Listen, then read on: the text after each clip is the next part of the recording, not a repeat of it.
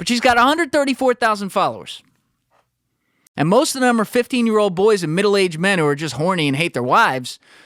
But she's able to convince some brand that their plant-based vegan Cheetos are something her followers are going to want to buy, and send them to her and pay her, and you know what? She'll put it out there and see what happens.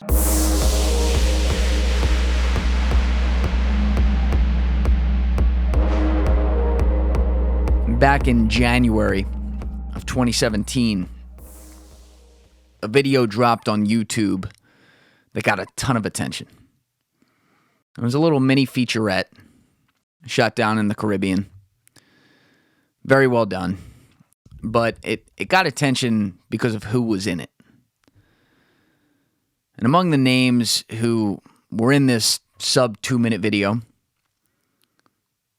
were Bella Hadid, Emily Ratajkowski, Haley Baldwin, Elsa Hosk, Alessandra Ambrosio, and more. I mean, it was a who's who of Instagram influencers / supermodels / even actresses in some cases, I guess. And the video was promoting a previously completely unknown music festival that was set to occur a few months later, down in the Caribbean. And so a couple weeks after the video dropped, some more follow-up ads dropped on Instagram. And this time, Kendall Jenner joined the party. And she posted an orange square. Again, highlighting this new music festival, not saying much, but it was provocative. And people have been talking about the video that was released, and it was like, oh, this must be the real deal. So a bunch of people, a bunch of fans of music, trying to get a getaway down to the Caribbean, see some cool artists. I mean, some big artists were apparently going to be there. But a bunch of people bought tickets. Said, what the hell? This is a new festival. Let's go. Let's do it. What happened next, I think we all know, because that festival was the Fyre Music Festival, run by the legendary Billy McFarland, Ja Rule. And what we saw in April is that Billy, and frankly, it seems like it was all Billy's fault. I think Ja Rule kind of got screwed over on this one, but that's just me. But Billy McFarland essentially promised this huge festival experience with incredible amenities, unbelievable views, the best artists in the world, and amazing food, everything you could ever want. Great borderline hotels that, they built in the sand for all the visitors, apparently, allegedly. Promised all these things. And none of it happened. And so now we know Billy McFarland is famously in jail for fraud. There was a class action lawsuit of over $100 million. And as the dust began to settle, long before the documentaries came out, 2 documentaries on Netflix and Hulu in early 2019, long before that, as the dust was settling, a lot of people started asking questions. They weren't just asking questions of Billy and Ja Rule and some of the people involved and how they'd all failed. They were asking questions about the influencers who got involved with the original video and then followed it up with content on their pages that hundreds of millions of people saw. Influencers who got paid a fuck ton of money to do it. And by the way, except for I think one post, someone did it. Maybe Emily Ratajkowski did it on one of her posts. But on almost none of the posts did they disclose that it was an advertisement for this so-called Fyre Festival. And people were pissed. It was revealed that Kendall Jenner got paid reportedly $250,000 just to post that fucking orange square. And all the models who went down for the video shoot were paid at a minimum $20,000. To say nothing of the ads they were paid for afterwards. And the backlash they received was kind of a part of a growing trend that we were seeing at the time with people getting pissed at Instagram influencers who were just peddling products they knew nothing about, not giving a fuck about their followers who were buying them. And this was the ultimate example. I mean, people were stranded on basically a deserted island in the Caribbean because some dude put on a concert that he could never actually have the resources to pull off. And he was able to attract all these poor people who actually had to go there and then figure out how the hell to get out of there. He was able to attract all them with the help of these influencers and their massive followings. Now, I guess their teams and the influencers themselves didn't really do any back work on it.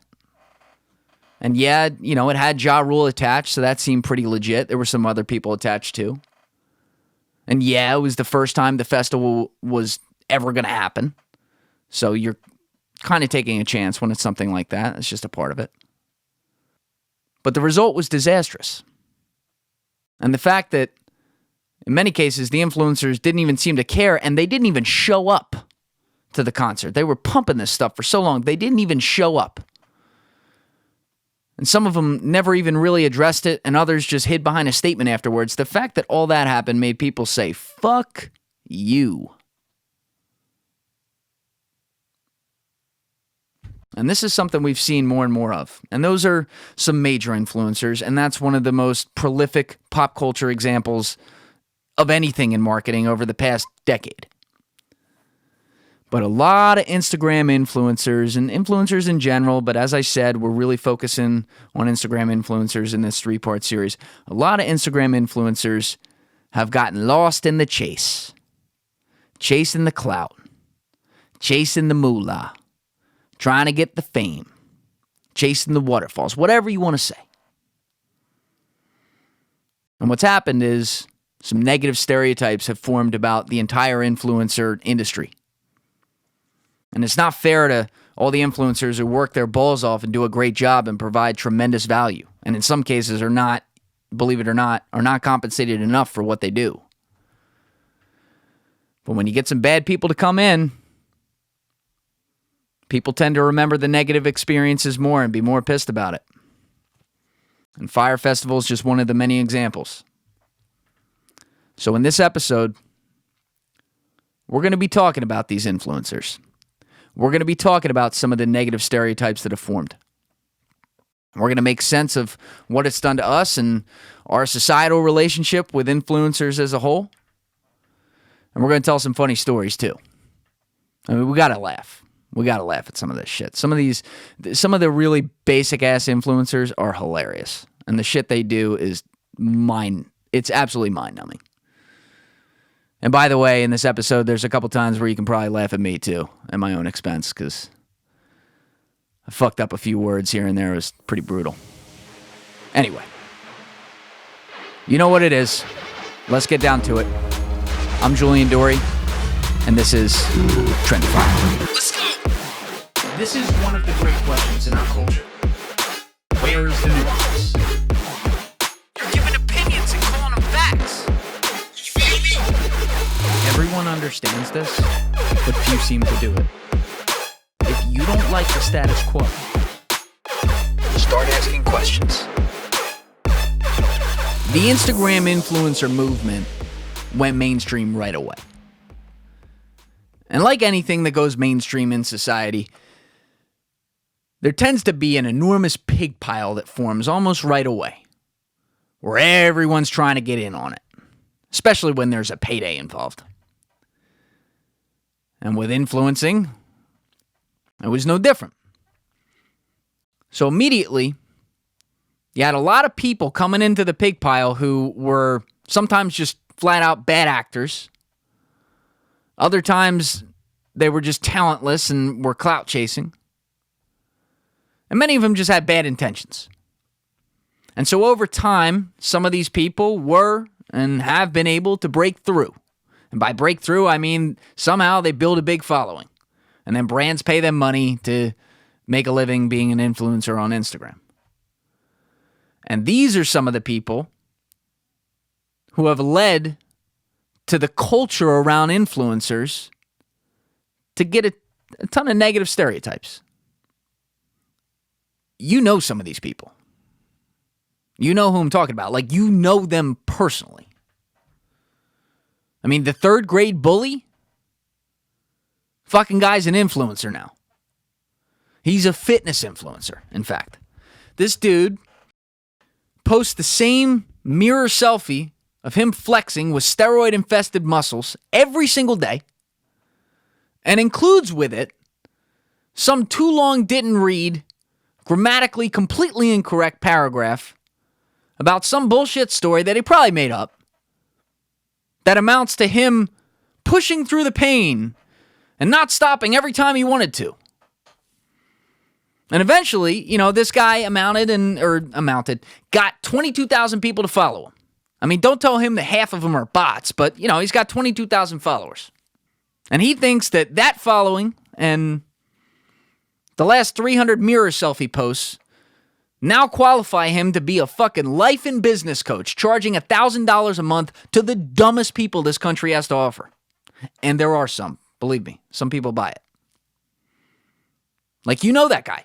He was fucking pulling your underwear over your head in 3rd grade, and now he's fucking selling life and business coaching classes to people on a monthly rate. Then there's the chick from college who was like, hot, but not like documentary feature cameo hot. But she's gotten good enough at airbrushing that she posts the same fucking bikini picture every day, and it's not a question of if or when. It's a question of where. Is it going to be the beach, the same one she goes to? The pool, the same one she went to yesterday? Or her back deck that we've seen a million times? Like, which one is it going to be? You just know she's going to post one. And she leaves you in suspense. And somehow, this girl's amounted to, or gained 134,000 followers. I keep saying amounted. I've been saying that all day. I don't know why. But she's got 134,000 followers. And most of them are 15-year-old boys and middle-aged men who are just horny and hate their wives. But she's able to convince some brand that their plant-based vegan Cheetos are something her followers are going to want to buy and send them to her and pay her. And you know what? She'll put it out there and see what happens. And then you have that really good-looking guy from high school. Not the athlete, but the guy who fucked everything with a pulse and who probably sold all the weed on campus to everyone out of his locker and smoked enough of it, too, to assume that he had a brain cell upstairs, or at least convince himself he did. And who now uses said brain cell and his drug money to fly to third world countries and take dramatic pictures and pretend that he actually cares. And now brain cell Braden here, he's got like 709,000 fucking followers on Instagram. And a feed filled with blue steel candids that he probably abused a 7-year-old native to take in exchange for a fucking Hydro Flask. And he's probably making a lot of fucking money. Now, whether or not, the fitness guy, the bikini chick, or brain cell Braden there, you at least know of people like this. And they're what have taken away from what it means to actually be an influencer. Now, I found a blog on Medium by this woman, Eleanor Cohen, who, she's a marketing expert. She founded a company. I have the name of it up here. What is it? Engagement Strategy Group. So I think she does some influencer marketing work. But I really like the idea she put out there because she was explaining that the negative stereotypes that we associate with influencers should be separated from the good influencers who you should really refer to as thought leaders. And her point was these thought leaders, these good influencers, are the ones who really give a shit about their niche. They want to learn everything about it. They already know a lot about it, and they're willing to pass off whatever expert advice they can to their following so that their followers get value. I kind of covered that in the last episode. But she made a good distinction talking about herself in this article when she said, as an example, I love to travel. Who doesn't?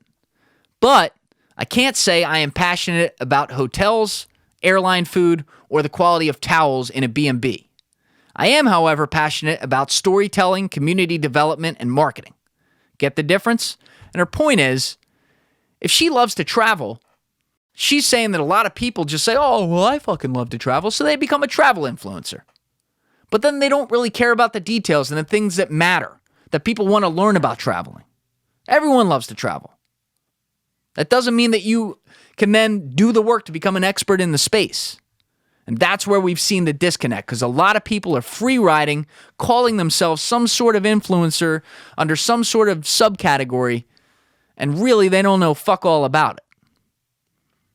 I also found another article in The Drum, which is a marketing publication. And it was by this... Why do I always pick authors with the hardest names to pronounce? I'm going to butcher this, but I think it's Aro Trini Castelli. I don't know if that's a guy or a chick. Hold on, let's check that.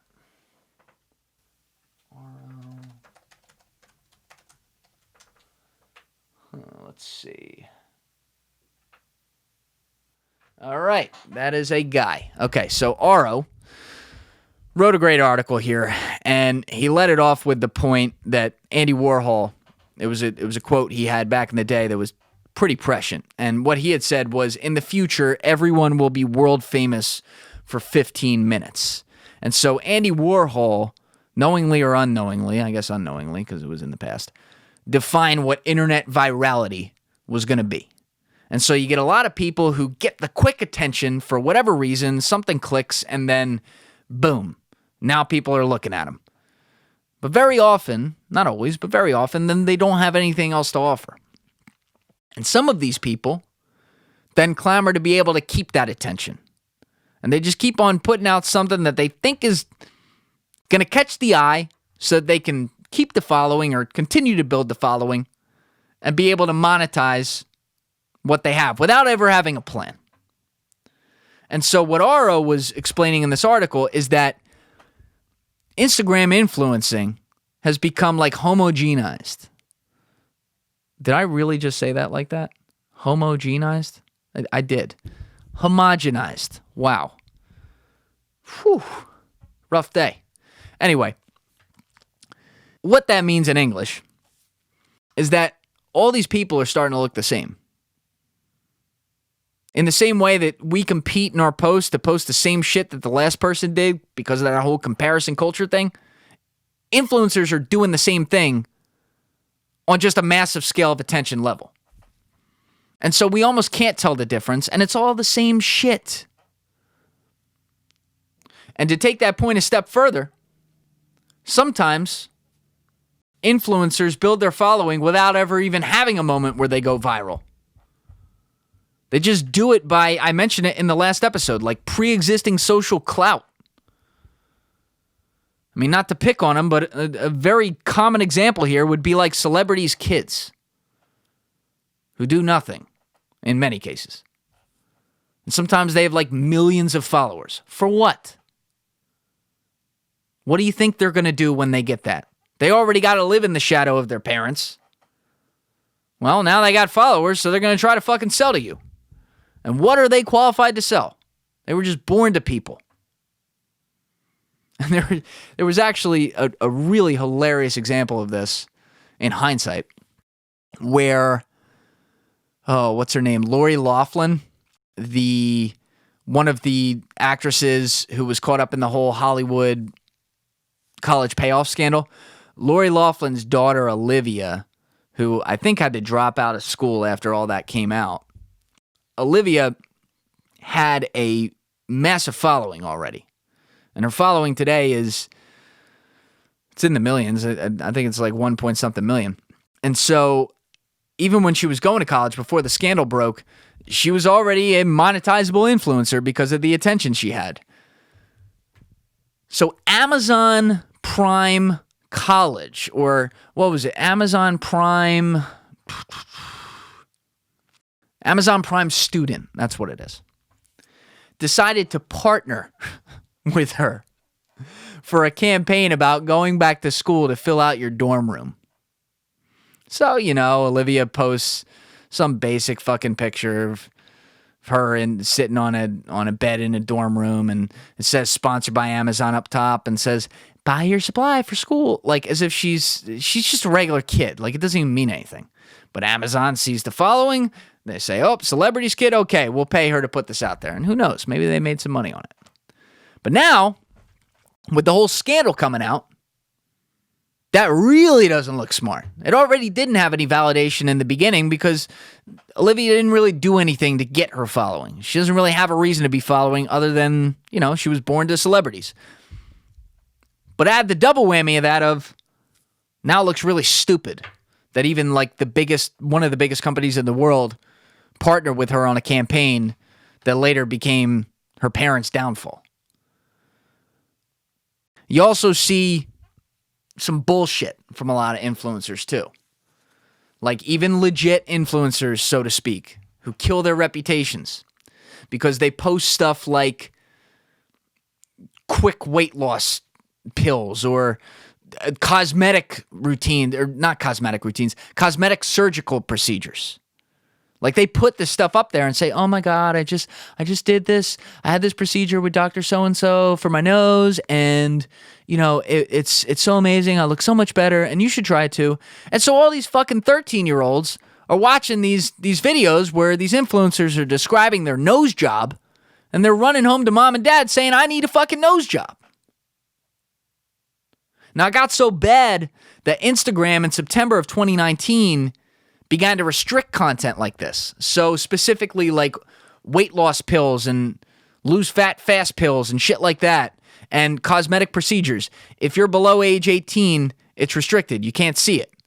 And many times, Instagram just removes the posts altogether, which I guess is like censorship. So that's kind of like damned if you do, damned if you don't. But that's a whole nother topic. Either way, point is, like, there's also probably a lot of just straight up shit influencers who are pushing that stuff and not really legit people. So it's just another thing to say, like, eye roll. These people suck.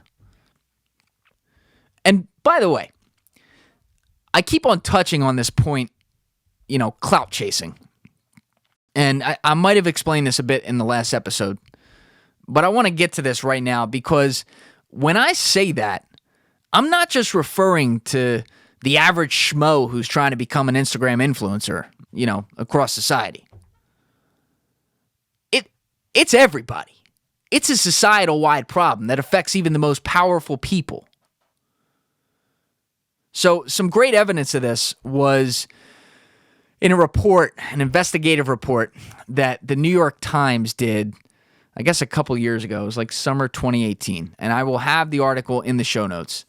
But they discovered this shady-ass company called Devumi, Devumi. So I think it's pronounced Devumi. And they started to realize that what this company was peddling was fake things like fake followers. Now, they had a bunch of services like fake YouTube views, where they wouldn't call it fake YouTube views, but they said, we'll get you YouTube views. Yeah, how's that going to happen? Or SoundCloud listens. I think they did some stuff on Instagram. I'm not sure about that. But their main service, their breadwinner, was they would get you Twitter followers. And the reason the New York Times looked into them is because they started to get some, I assume, like crowd-based reports that certain important people seemed to have followers that didn't look very real or were very sketchy. And so the New York Times went in and they discovered that Devumi would sell these packages of Twitter followers. Maybe they'd offer 400,000 new followers to somebody for $2,000 or something like that. And the way they would do it was literally like kind of fraud. But on Twitter, some of the handles, like, they don't have to be case sensitive. So let's say your name is Lauren Hill and you decide you're going to make the L lowercase and the A uppercase. You can do that. And so actually on that L example right there, a lowercase L and an uppercase I looks the same on Twitter. So I think that was like an example of some things that Devumi would do. But they would go find real people's accounts, like regular people's accounts. And if there was a letter like L, they would change it to the uppercase I, steal their profile picture, and create a whole new account that usually posted shit like porn. And now it was this fake Twitter account that they put into their portfolio and would then siphon off to people who came to buy followers off them. So the New York Times uncovered this whole thing, and it was amazing because, I mean, they discovered that media members were doing this, prominent athletes, scientists, politicians, foreign governments. I mean, it had no ends. And the worst part of all, not the worst part, the funniest part of all, was this Devumi company. I don't remember the guy's name, but it was run by this really shady-ass dude who made up his entire resume. And he operated the company out of like an abandoned apartment above a taco restaurant in the shitty part of West Palm Beach. Like, this is who these people were dealing with. And like some of the names that were caught, these aren't stupid people, or most of them aren't. Michael Dell was caught as a client. Kathy Ireland. Steve Mnuchin's wife, Louise Linton. The Chinese state-run news agency, Xinhua. I think that's how you say it. Lenin Moreno, who's the president of Ecuador. His campaign was caught doing it for him. I mean, it knew no bounds. And when they get these followers, they're fake accounts. They can't even interact with them. Like, I mean, maybe these accounts were trained to do likes and retweets, so maybe that's not true. But who's following those accounts? The whole point of a retweet is to get it trending and to get other new feeds to see it and retweet it as well. So it kind of defeats the whole purpose. But the New York Times uncovered this whole thing, and this is just one example. This happens all the time. You even see it with famous people on Instagram and big-time influencers using influencer growth methods. I remember back in the day, I was working with an LLC, and as like a side thing, we offered InstaZood. Stupidest fucking thing ever. And I had it on my account. And so I got like 500 followers over 6 months or something like that. And who the fuck knows if any of these things were real? So I deleted all of them. It was very, very stupid. But that's the point. Like, why did I even do that? Like, why do we feel like we got to do this? That's clout chasing 101. Like, that's hypocrisy 101 on my part. But I'm like a guy. You know, the people I'm listing off here, these are people who already have followings. They're already big names. They already can get attention if they want it. And they're even out here just trying to get the easy way out and trying to get an extra 500,000 followers just to be able to say they have them, so they have clout. That's a societal problem. And it is a direct result of this entire culture that we push, which is just attention and follows, and loses sight of the entire point of what it means to be someone of value, an influencer who genuinely helps their following and helps their following, provides their following with value in their lives. And behavior like this has contributed to this whole influencer stereotype of total self-obsession, a complete lack of self-awareness, and entitlement. So I collected some stories, some of the funniest ones, to give some examples of this. And you've heard a lot like this. I just found some ones that we can get a good laugh to. And frankly, I could have put 1 million in here. If you want to see some, go to Google, type in influencers gone wrong or asshole influencers or hilarious influencers. You will find stories like this. The first one I want to start with, though, is a more drawn-out one because it's a back-and-forth email exchange. And the context was it occurred between a wedding photography company and the assistant for a prominent social media influencer. I'm going to stop giving details. It's hilarious, so let's just get to it. When I say assistant, it's pretty clear this was probably the influencer on some fake Gmail. Anyway, the first email from the influencer to the wedding photographers. Good morning. My client is a well-known social media influencer who is planning to be married at the redacted on the 10th of April, 2021. In the lead up to her wedding, beginning this summer, she would like a documentary-style video, an hour long, and photos taken at bridal fittings, which can be shared with her followers. On the day of the wedding, she would like a video documenting the whole day, which must be 1 hour plus in length, and a package that includes approximately 1,000 photos. She wants a lot. In exchange, she is willing to extensively promote your business to followers on Instagram and Facebook, a combined amount of 55,000. including story shoutouts, and will offer a discount of at least 25% on your packages. Look, she's already offering discounts. Just so you are aware, these people, they don't know when, like, to cut it off. Like, it's already bad. It's already a train wreck. They keep going. It's like they're addicted to it. Anyway, just so you are aware, we've approached 4 other similar businesses in your area, so a fast response will be beneficial to your business. Now, at no point in this email did the influencer reveal their name or the influencer's assistant, I should say, reveal the influencer's name or even like a link to the influencer's blog or pages, just to something, just to prove that the influencer's legit and allow, before the wedding photographers take up this business proposition, allow them to decide for themselves how legit this is and how good of an opportunity it actually is for them. So the wedding photographers came right back at him, and their email was hilarious. They said, "Hi, Melissa. Thanks for your email, and we really appreciate the offer. We don't usually offer our services for anything other than our regular going rate.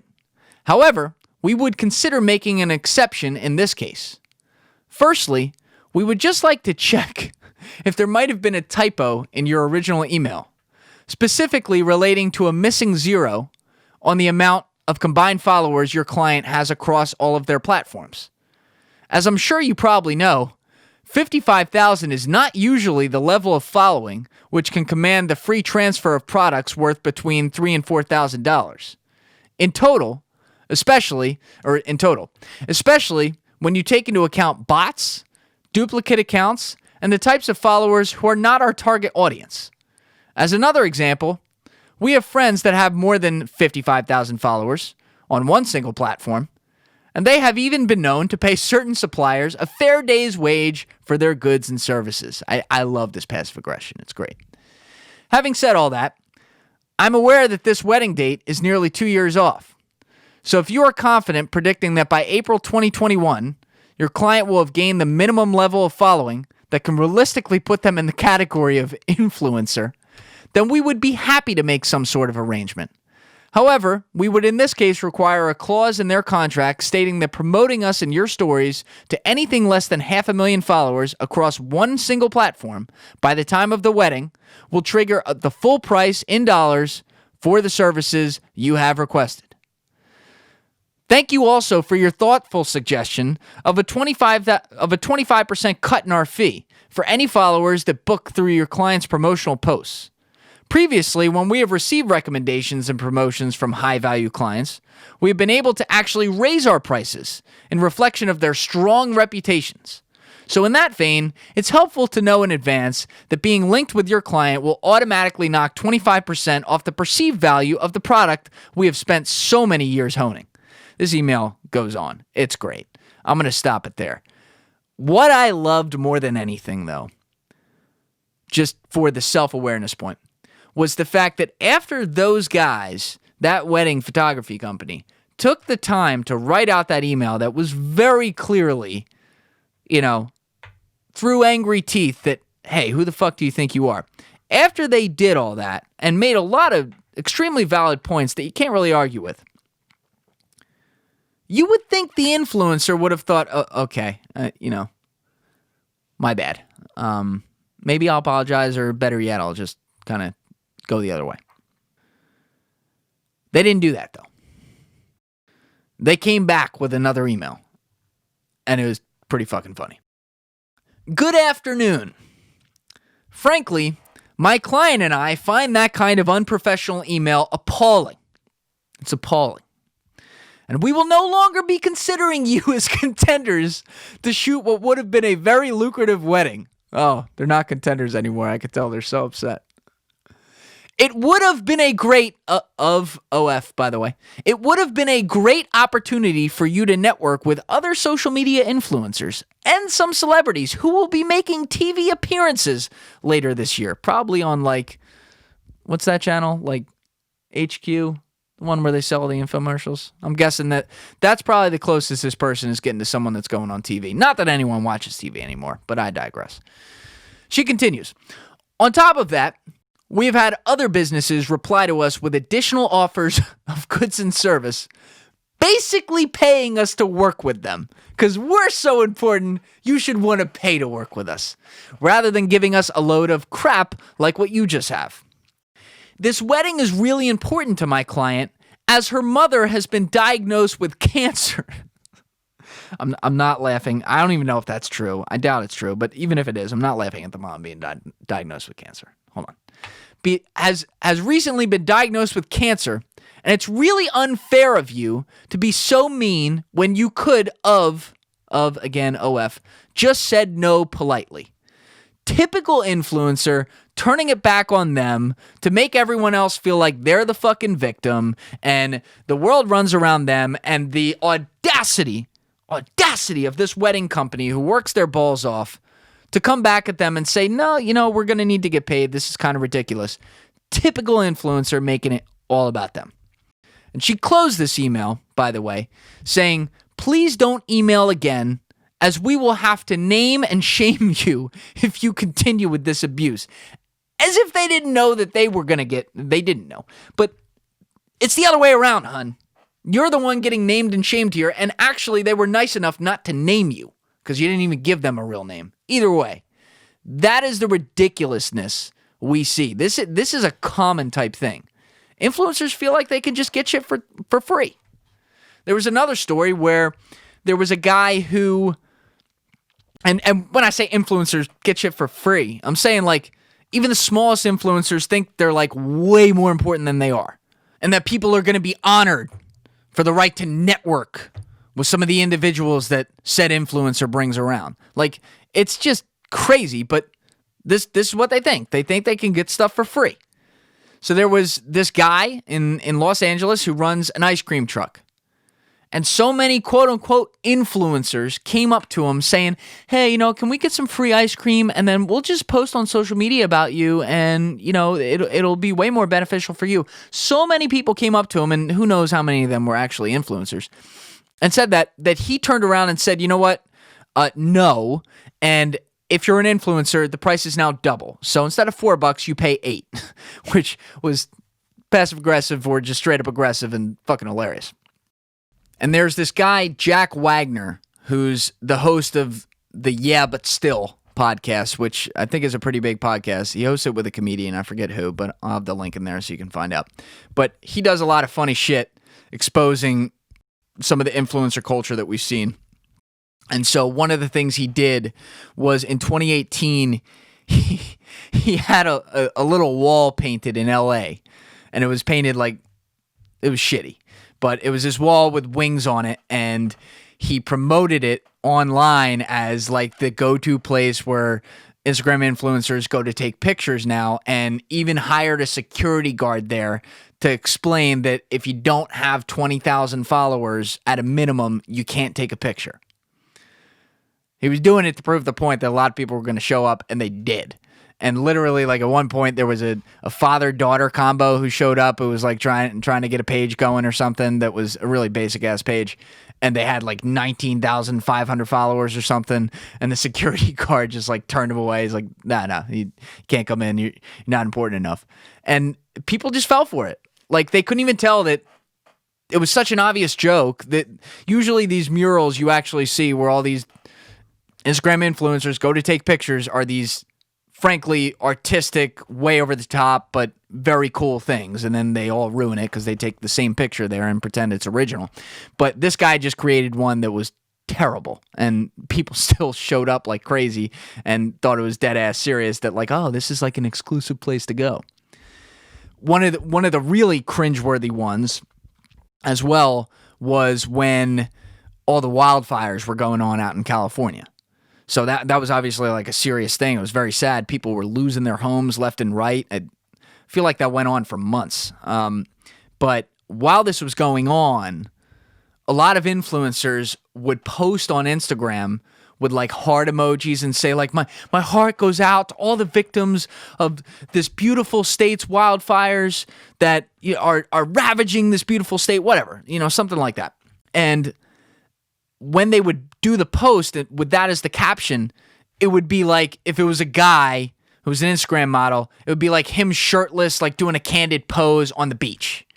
Or, a fitness influencer pumping her arms up in the air. Like, they're hilarious. Like, the complete lack of self-awareness on these posts was... You can't even make the... Like, you wonder sometimes. The whole rule that you get taught as a kid, right? Where it's like, count to 5 before you press send, and then decide if it's still a good idea. Obviously, these people don't do that. Or if they do, they're just really stupid. And they dead-ass post stuff like this, like it's not going to get people to roll their eyes, or even worse, just totally want to cancel them, which is a whole nother thing. But anyway, the final one I want to bring up as an example is there is an account, and I don't think it's the only one, but there's one that's at least verified called Insta Repeat, and I think it's Insta_repeat. And what they do is they go find pages with, certain relatively high followings that post some of literally the same exact pictures as each other, and then they post them all together to show how it's all the same shit.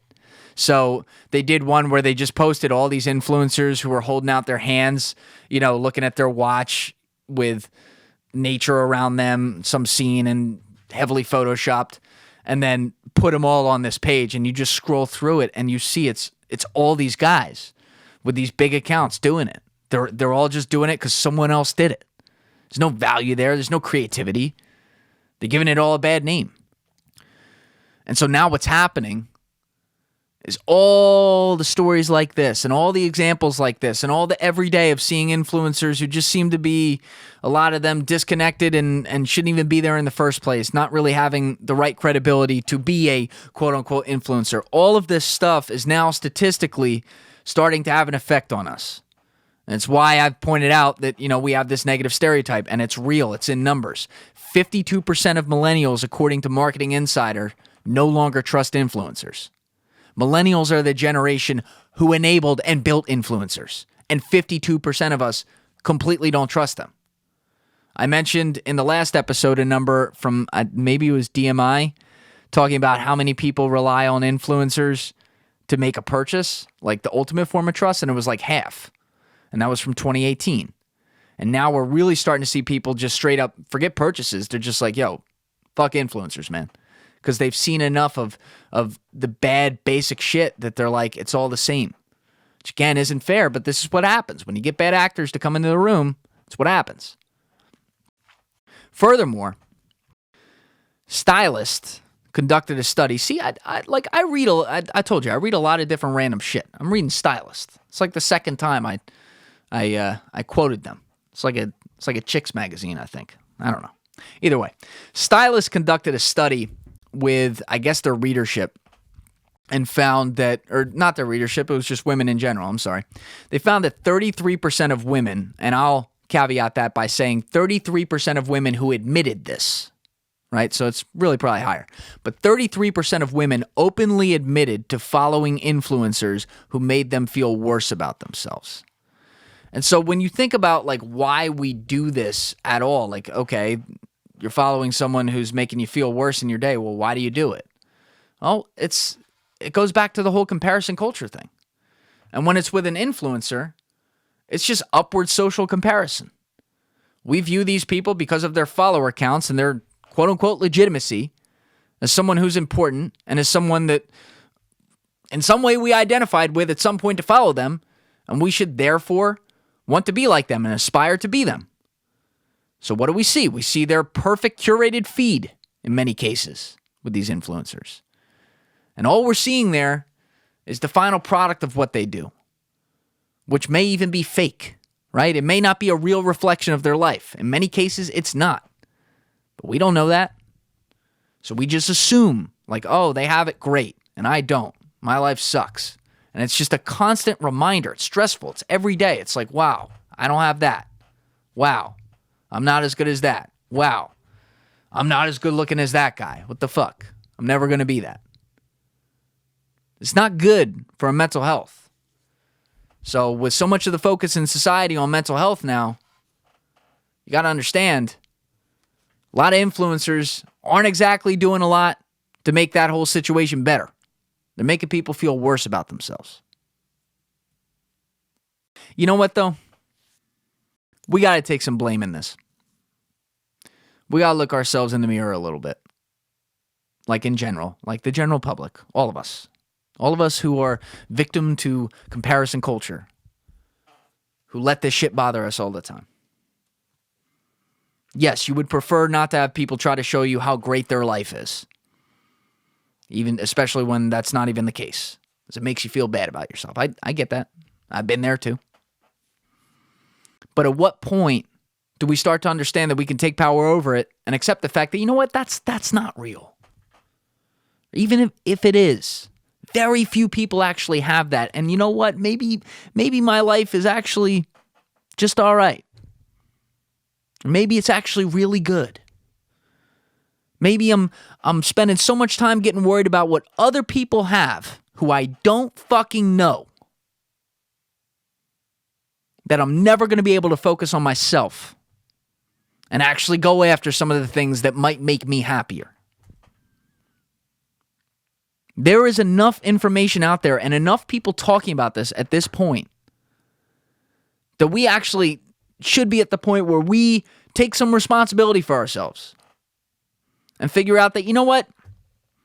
No, maybe I shouldn't follow that Instagram influencer if their content makes me feel worse about myself. Or if I do, maybe I should just accept the fact that, you know what? Hopefully they're happy doing what they're doing. That's cool. I'll toss it a like and move on. Because it's not me. We can sit here and complain about the culture all day. We can complain about how social media has rewired our brains all day.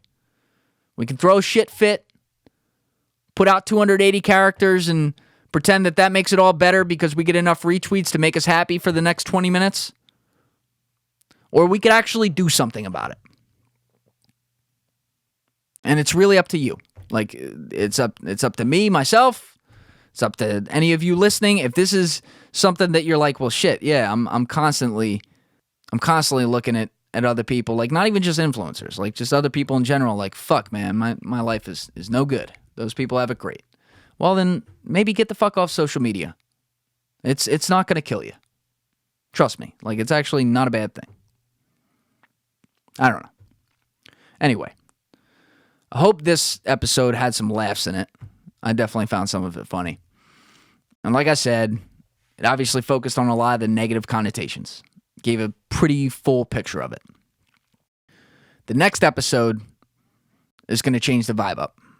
We're going to talk about what a lot of Instagram influencers are doing to fight back against some of these negative trends in great ways.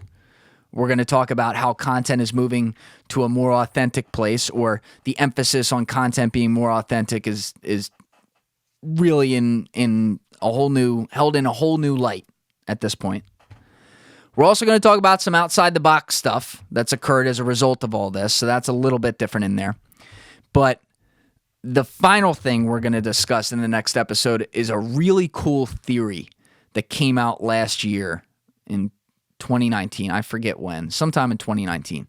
But it was from, a relatively small influencer that I will get to, who's got a pretty interesting backstory. And I don't, for the life of me, understand how it didn't go viral. Because the theory this guy dropped, in addition to being one of the most mind-blowingly true things I've ever heard, it was... it changed my life. It changed my outlook on how I look at things and how I look at, you know what? I'll save it for the next episode, but it's fucking awesome. So I'm looking forward to closing off part 3 with that point and just part 3 in general. I think it'll be good. And, yeah. Till then, give it a thought. Get back to me. See ya.